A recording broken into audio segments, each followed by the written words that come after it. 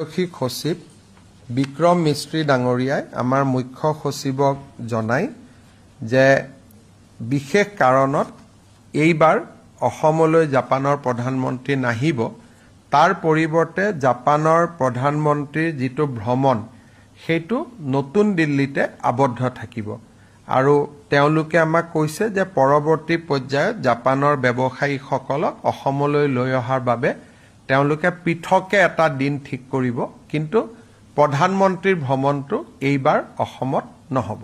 ইয়াত জাপানৰ কথা জড়িত আছে, ভাৰতৰ কথা জড়িত আছে, তেওঁলোকক আমি কাৰণ নিশ্চিতভাৱে সুধিব নোৱাৰো।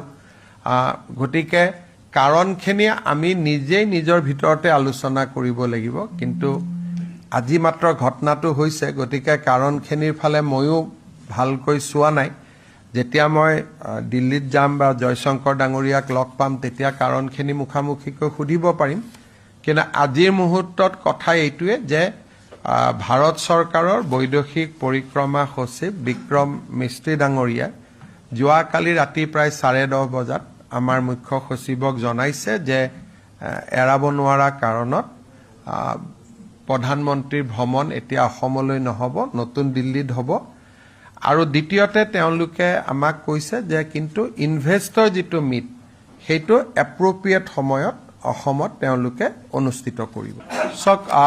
এইটো আমাৰ বাবে নিশ্চিতভাৱে দুৰ্ভাগ্যৰ কথা যে 2019তো আমি প্ৰস্তুতি চলাই আমাৰ হাতৰ পৰা আমি আনিব নোৱাৰিলো।